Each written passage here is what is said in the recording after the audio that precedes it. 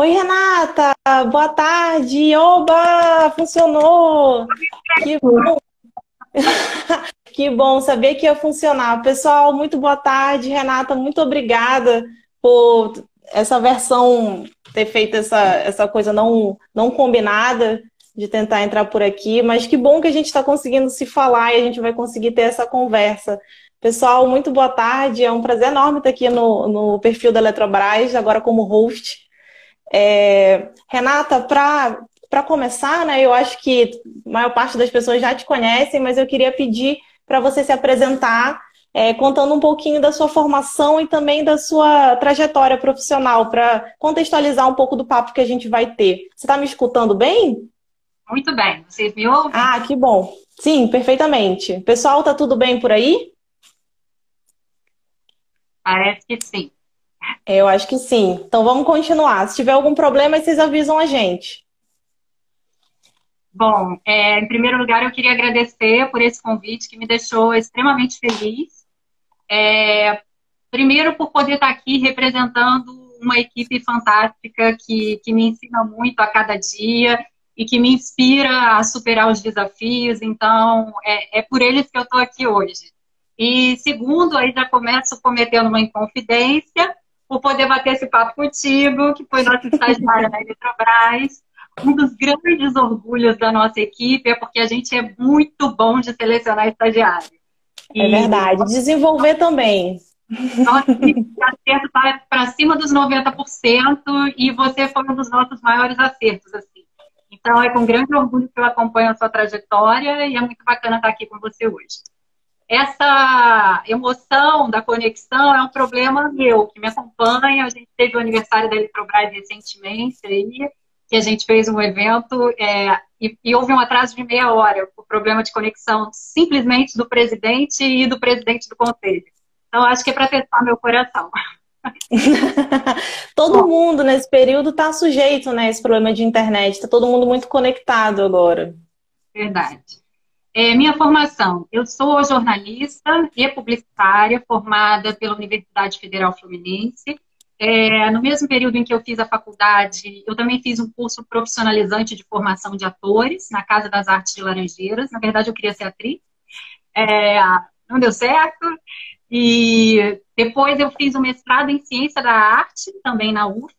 E muito tempo depois, já na Eletrobras, fiz um MBA em Marketing na Fundação Getúlio Vargas. E eu tenho assim uma grande satisfação de ver que todas essas formações, elas têm um pedacinho no que eu sou hoje e no que eu faço no meu trabalho. Assim, nada ficou para trás, sabe? É como se eu tivesse montado um mosaico ao longo da vida com pecinhas que eu não sabia muito bem no que iam dar, mas que hoje elas consigo colocar tudo em prática e acho isso bem bacana. Eu Muito estou na legal, né? Eletrobras em 2008.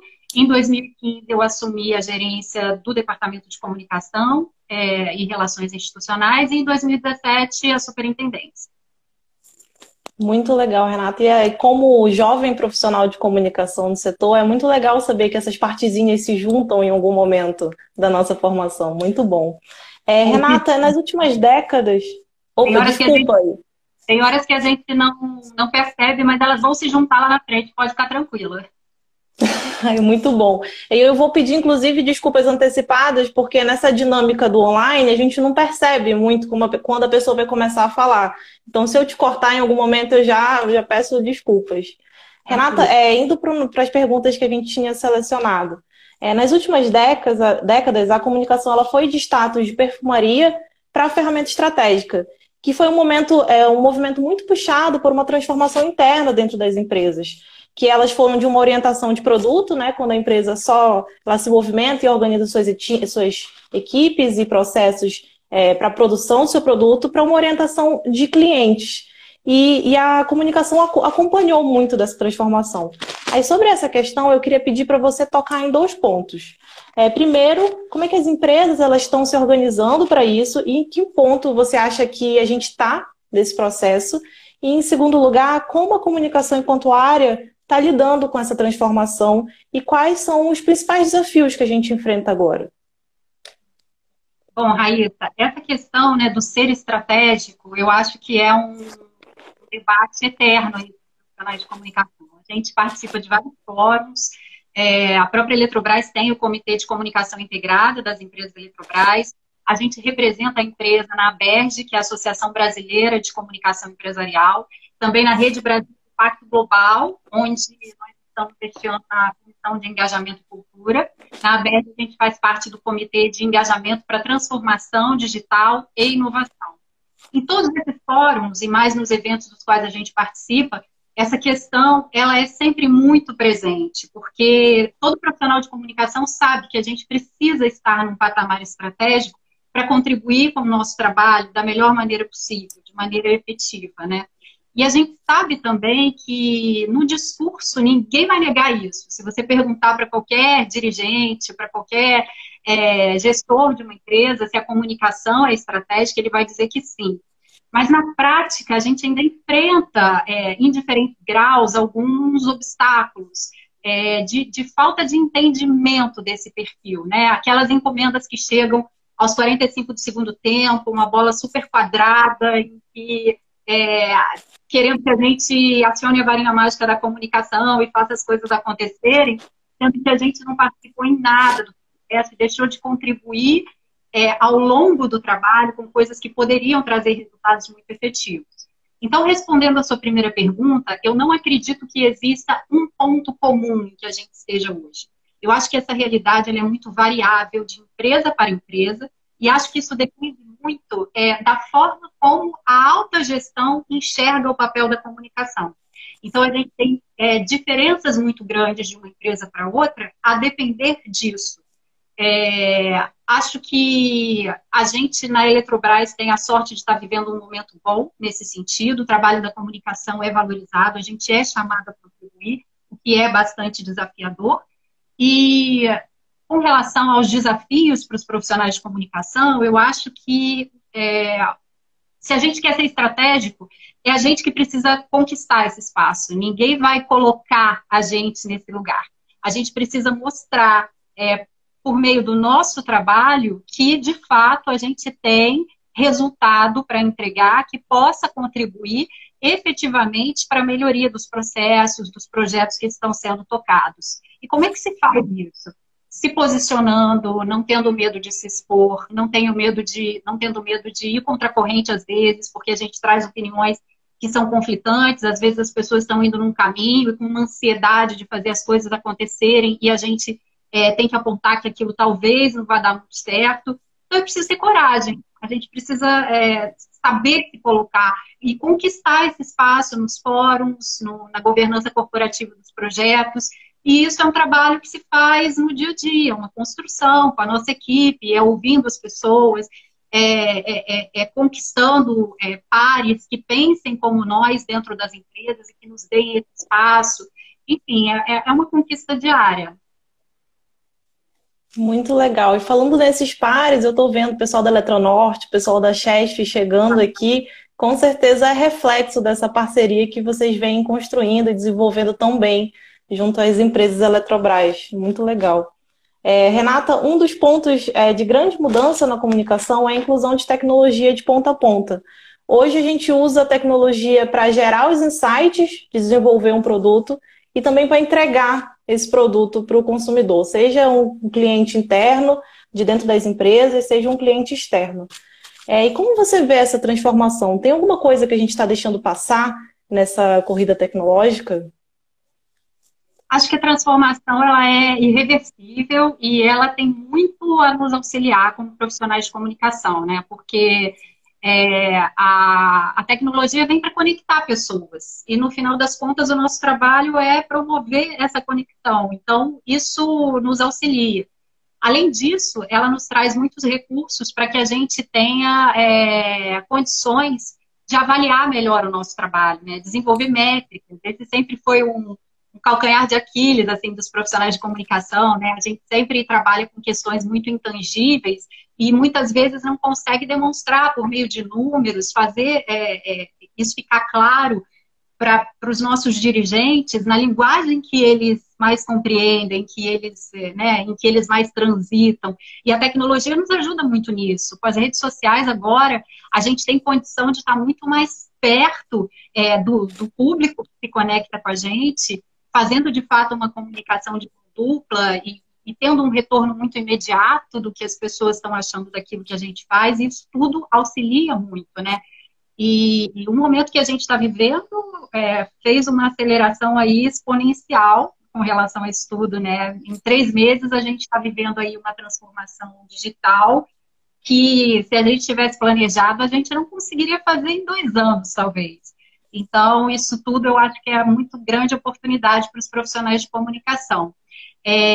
Com relação ao que a gente pode estar deixando para trás, né? Eu sempre me questiono em relação ao equilíbrio entre o que é ferramenta e o que é conteúdo. Acho que às vezes a gente se deixa seduzir um pouco por essa coisa da inovação tecnológica e fica no afã de sair usando as coisas porque todo mundo está usando, ou porque está na moda, ou porque se a gente não usar a gente vai ficar para trás, e a gente não para avaliar criticamente o que de fato aquilo vai acrescentar ao nosso resultado. Se a nossa mensagem vai se beneficiar daquilo, se a gente vai ter resultados mais efetivos. Então, essa avaliação crítica, eu acho que é algo para o qual a gente tem que estar sempre muito atento. É a mesma coisa com relação aos números. Não adianta a gente ter uma série de números sobre o nosso trabalho se a gente não olha para eles criticamente, se eles não nos geram bons insights, se a gente não relaciona esses números com outras questões do nosso dia a dia, do nosso fazer, para que, de fato, a gente tire disso algo que vá melhorar os nossos processos e a nossa forma de trabalhar. Então, acho que isso é o que eu tenho receio, de que às vezes a gente, nesse afã de sair fazendo tudo, a gente pode acabar deixando um pouquinho para trás. Com certeza, verdade, muito, muito certa. Tati, eu tô vendo a sua pergunta aqui e eu já anotei ela para fazer um pouquinho mais lá na frente, só para a gente seguir um roteiro que a gente tinha combinado, e aí tem um espacinho para as perguntas do público. Então, pessoal, podem mandar que eu tô anotando. Renata, agora, assim, justamente sobre essa transformação digital que você citou. A gente, nesse momento, né, como você falou, a gente está vivendo uma aceleração dela, que já estava acontecendo, mas que a gente está vivendo ela de uma forma absurdamente acelerada.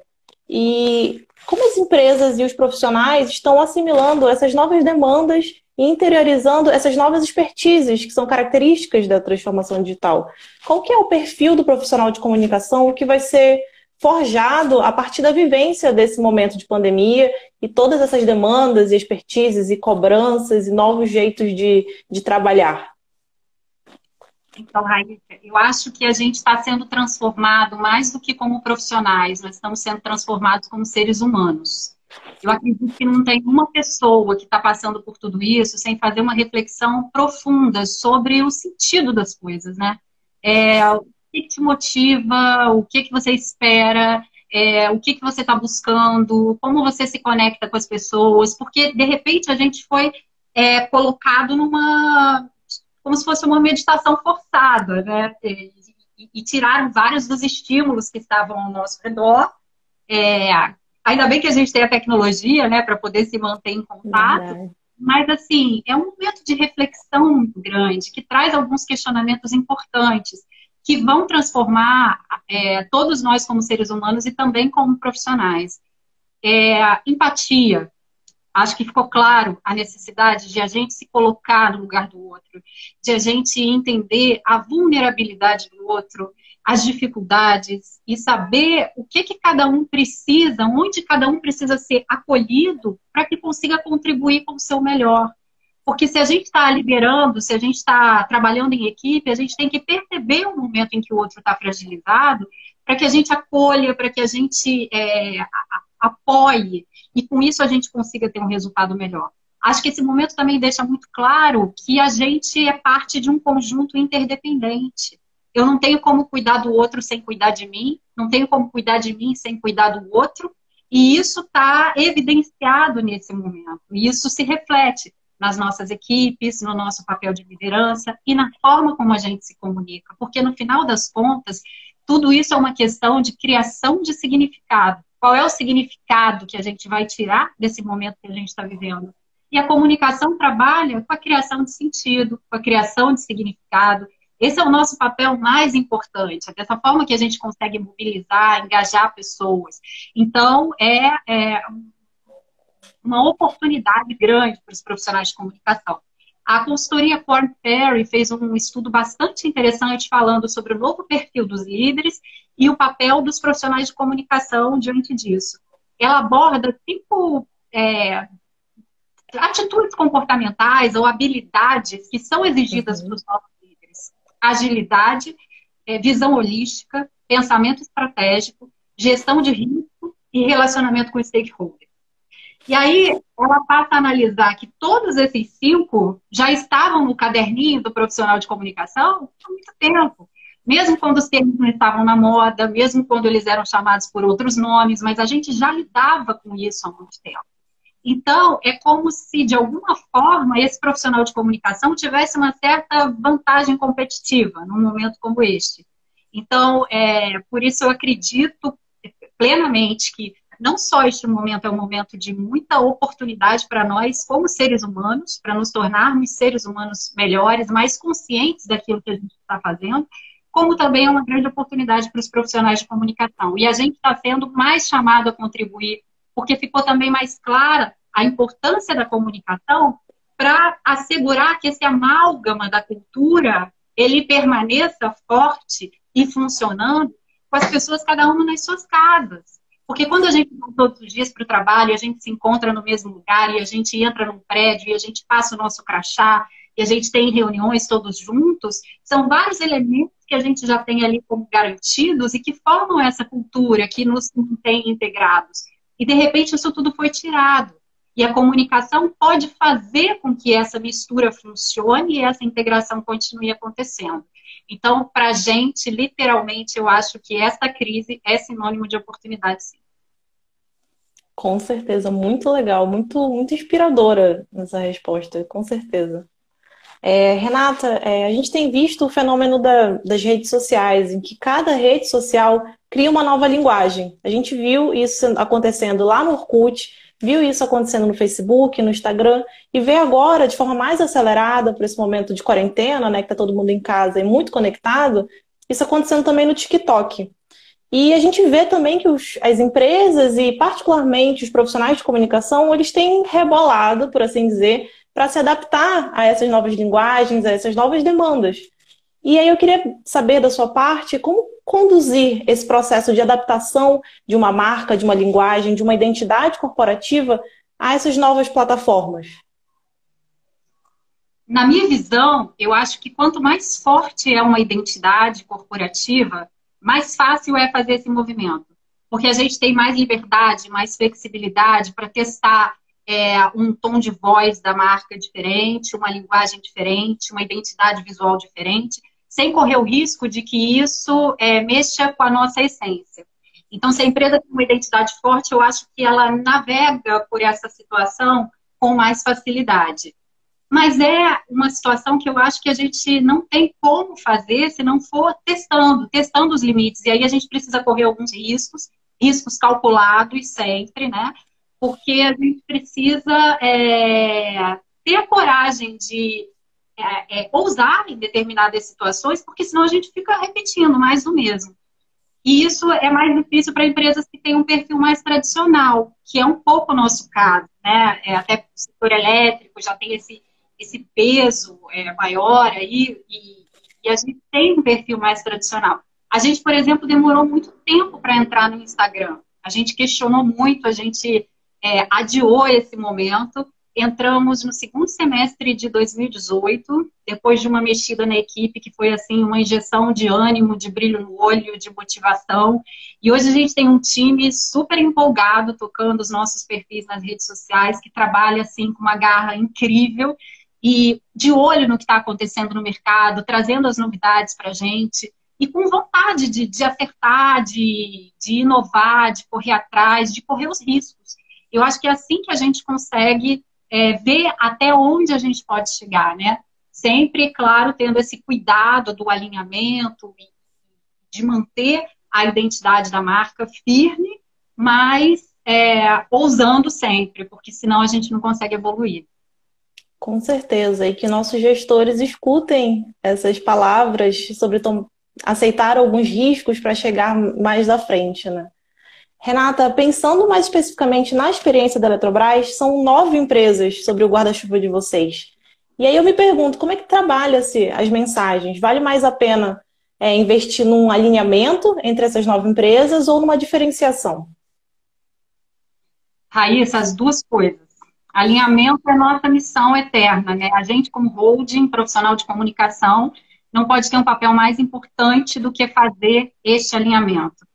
E isso nos torna mais fortes. Como grupos de empresas, nós somos mais fortes quando estamos integrados e alinhados. Agora, não há como fazer esse alinhamento sem que você conheça, considere e respeite as especificidades de cada uma das empresas. Então, esse é o exercício importante, porque fazer esse alinhamento não significa definir uma cultura da holding que vai ser replicada nas outras empresas. Fazer o alinhamento é a gente ter uma escuta ativa e capaz de pegar de cada uma das empresas o pedacinho que existe ali de melhor para construir uma cultura que seja o conjunto do melhor de cada um.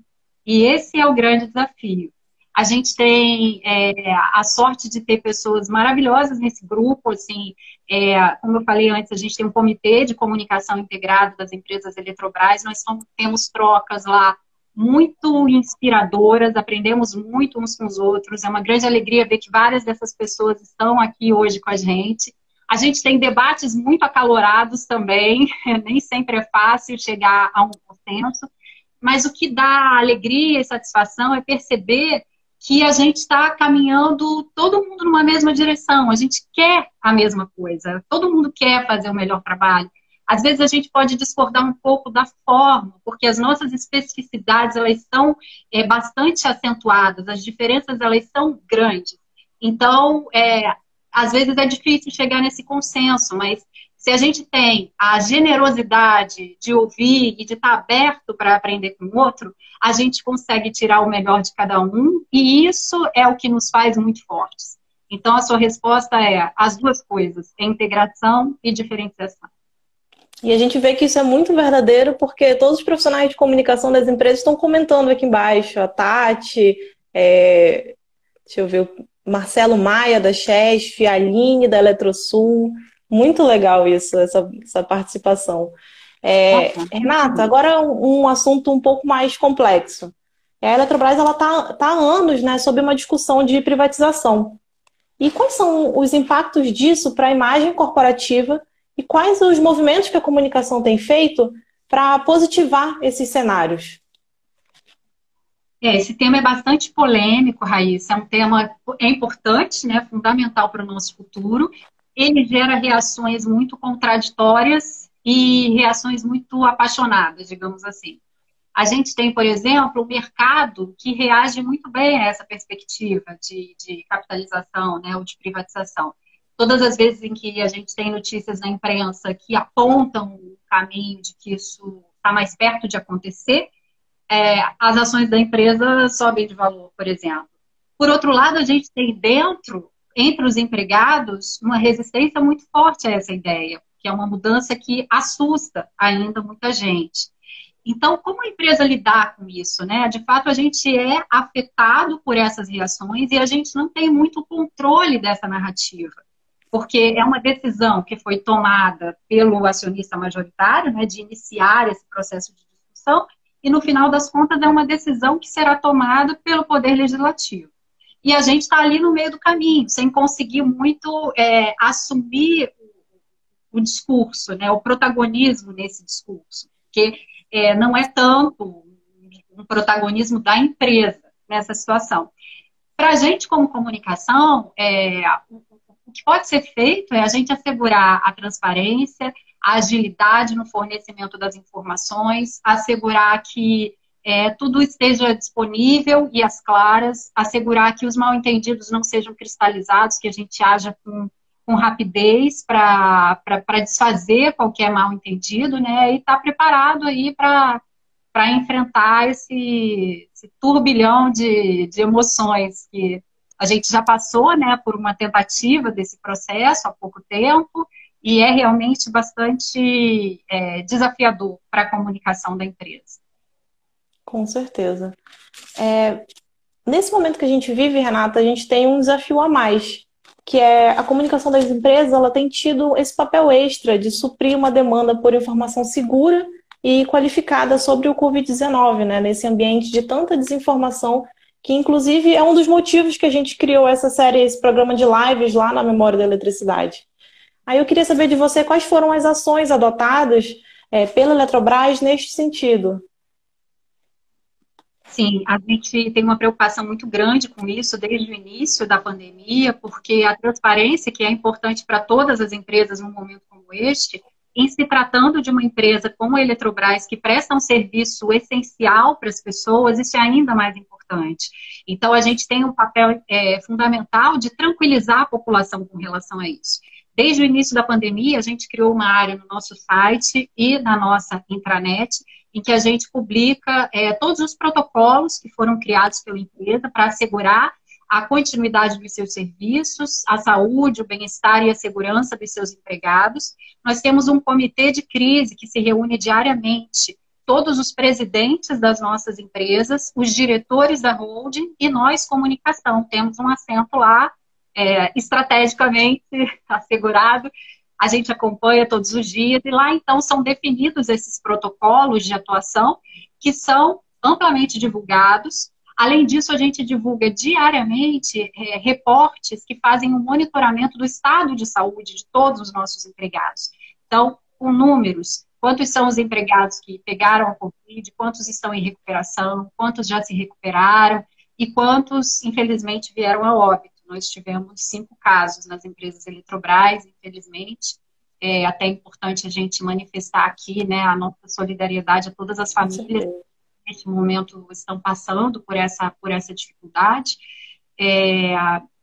Enfim, mas o nosso papel é colocar essa informação transparente da melhor maneira possível para que as pessoas tenham a tranquilidade de saber que as coisas vão continuar funcionando e que as pessoas estão sendo cuidadas, que a gente está olhando com carinho, com cuidado para as questões de segurança que são fundamentais. Além da transparência, eu acho que tem um outro papel muito importante da comunicação neste momento, que é justamente assegurar esse orgulho do pertencimento, é fazer esse amálgama da cultura. Então, a gente também tem feito algumas coisas nesse sentido. Nós desenvolvemos uma campanha integrada de todas as empresas nos nossos perfis das redes sociais, trazendo depoimentos dos nossos operadores, que são as pessoas que continuam lá em campo, né? E com tantos de nós com a possibilidade de atuar em teletrabalho, com mais segurança dentro das suas casas, eles precisam continuar em campo para que as coisas funcionem.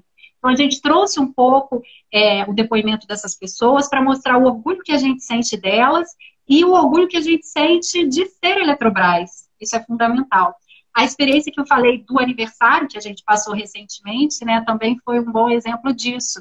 A gente sempre tem um evento presencial no aniversário da empresa, e este ano a gente teve que fazer o evento à distância, e para que esse momento tivesse aquele caráter especial que sempre tem, a gente teve a ideia de aproveitar uma contrapartida de um projeto de patrocínio nosso, do Festival Internacional de Harpas, e a gente promoveu, então, uma apresentação em que 4 arpistas, em 4 diferentes países, se juntaram para fazer uma apresentação em homenagem à Eletrobras, que a gente abriu não só para os nossos empregados, como também para a sociedade.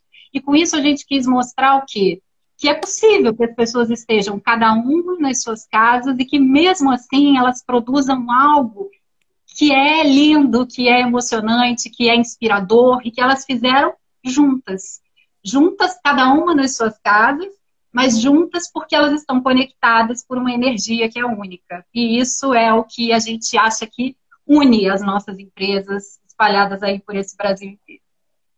Com certeza. E trazendo esse tema de cultura empresarial, né? Eu vou começar a receber as perguntas e fazer as perguntas do público. A Tati tinha perguntado antes qual é o objetivo maior da transformação cultural nas empresas Eletrobras. Esse projeto, a Eletrobras está iniciando um projeto de transformação cultural. Hoje mesmo pela manhã eu fiz a mediação de uma live com o nosso diretor de gestão e sustentabilidade, Luiz Augusto Figueira, e o Márcio Fernandes, que é o líder da consultoria Tutor, que foi contratada para conduzir esse processo. A ideia é criar uma nova base cultural para as empresas Eletrobras a partir do novo momento que a gente está vivendo. A empresa passou por algumas transformações importantes nos últimos anos, foi criado o Centro de Serviços Compartilhados, foi feita a integração dos sistemas SAP, a gente passou por projetos de reestruturação organizacional, tem todo esse momento também, né, que afeta todos nós e influencia as nossas empresas, e é uma necessidade de adaptação a essa nova realidade. É como se a empresa tivesse se transformado e a cultura precisa de um apoio para que acompanhe essa transformação. Então, essa consultoria ela é especializada nesse tipo de trabalho. A primeira etapa que está sendo realizada agora é uma etapa de diagnóstico em que todas as pessoas serão ouvidas a respeito daquilo que entendem que é a cultura da empresa, a forma como as coisas acontecem, a forma como as pessoas se relacionam, como os processos são tocados, e também as suas expectativas e aspirações, né? Que empresa você quer, que empresa você espera para o futuro e de que forma você pode contribuir para que ela aconteça. Então, num primeiro momento, existe esse diagnóstico. A partir de tudo que é ouvido do diagnóstico, todos os empregados serão ouvidos por questionário online, e grupos específicos de empregados escolhidos por sorteio serão ouvidos também em entrevistas presenciais e grupos focais. E a partir daí é feito, então, um plano de transformação para trazer para dentro da cultura da empresa aquilo que foi identificado, que as próprias pessoas trouxeram. E a partir daí, então, um plano de sensibilização dos colaboradores para colocar essa cultura em prática. Esse é um projeto que é tocado pelas nossas áreas de gestão de pessoas, mas a comunicação está lá junto, desde o início, aquilo que a gente conversou, né? A importância de se conquistar o lugar no começo do projeto, para que a gente, de fato, possa contribuir. E hoje eu fiz a mediação dessa live de manhã e fiquei bastante emocionada, assim, porque o discurso do Márcio é um discurso bem bacana, no sentido dessa construção conjunta, de você estar aberto, de fato, para ouvir as pessoas, e ele chamar também para que cada um se coloque, de fato. Às vezes a pessoa não se coloca, né, porque não quer se expor, e fica ali naquele mais ou menos. É importante a gente se jogar, a gente dar o melhor, a gente se mostrar com a paixão que a gente tem, contra as coisas ou a favor das coisas, seja o que for, mas que a gente dê a cara a tapa de alguma forma, né? Então, isso é o que se espera num momento como esse, que a gente se exponha para construir uma empresa que, de fato, reflita os nossos anseios, os nossos sonhos e os nossos mais caros objetivos aí como profissionais. Nossa, eu fico muito feliz de saber desse projeto. Eu não conhecia, mas parece ser incrível e refletir muito dos anseios de todo mundo nesse momento. A Thalita está falando que a live foi ótima e muito bem conduzida por você. A segunda pergunta que eu tenho do pessoal de casa, inclusive podem mandar, que a gente está nesse espacinho de perguntas do público, é a do Augusto, que ele está pedindo para você compartilhar, se for possível, alguns números do coronavírus na Eletrobras. Eu queria também pedir para você falar um pouco das ações de combate e prevenção que vocês estão tocando junto aos profissionais que têm que estar em campo, né, trabalhando. Isso.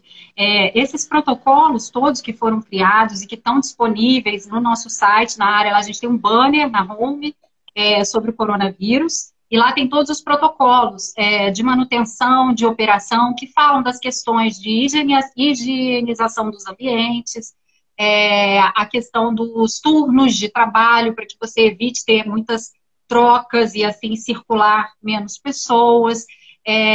Obviamente a utilização de máscara, de álcool em gel, enfim, todos os cuidados necessários.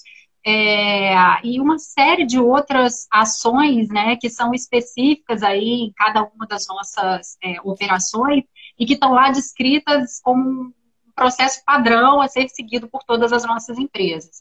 Os números também, a gente, durante todo esse período, a gente conseguiu manter todas as unidades em operação sem que houvesse grandes baixas, chegou-se a se pensar até em planos de contingência, né, caso fosse necessário operar à distância determinadas unidades, se houvesse uma contaminação grande, né, em que você impedisse, não tivesse como ter as pessoas necessárias para fazer aquilo rodar, mas isso não aconteceu. A gente, por sorte, não só por sorte, mas também por esse trabalho que vem sendo feito com muito cuidado, né, pelas nossas empresas, a gente conseguiu até este momento manter tudo dentro da normalidade. E quem tiver interesse em números mais específicos, eu recomendo que visite essa área do nosso site. A gente tem os informes lá atualizados diariamente, com todos esses números. Muito bom. Renata, a gente já vai caminhando para a parte final da nossa conversa, que é quando eu pergunto e eu peço para você algumas indicações sobre comunicação. E aí, sobre esse tema, né, que a gente falou hoje, sobre comunicação, sobre a própria Eletrobras, sejam livros, palestras, cursos, podcasts, e aí eu sei que vocês têm uma ótima indicação para dar. Fica aqui aberto o espaço. Legal. Obviamente, eu tenho que começar pela propaganda, né? Falou em podcast, a gente tem lá o nosso, com o maior orgulho. Proposta trazida pela equipe, ideia comprada por eles, vendida pra gente e comprada com muita alegria, muita motivação por todos. Estamos já no oitavo programa do nosso podcast, ele está no SoundCloud, e é uma série chamada Eletrobras 2030, em que a gente aborda as ações da empresa em prol dos objetivos do desenvolvimento sustentável. Então, propaganda feita. Eu tenho acompanhado também com muito interesse o André Iorio. Ele tem um podcast chamado Metanoia Lab, que é bastante interessante sobre essa temática de liderança, de transformação digital. Ele traz sempre um autor e avalia 3 trechos de pensamentos desse autor. E de uma maneira muito leve, como se fosse uma conversa, mas geralmente ele faz sozinho e traz uma série de referências. A gente termina de ouvir com vontade de ler um monte de coisa, buscar um monte de livros, então eu gosto bastante. Em termos de livros, minha primeira indicação seria O Jeito Harvard de Ser Feliz. Acho que tem tudo a ver com isso que a gente falou, da nova postura que é exigida.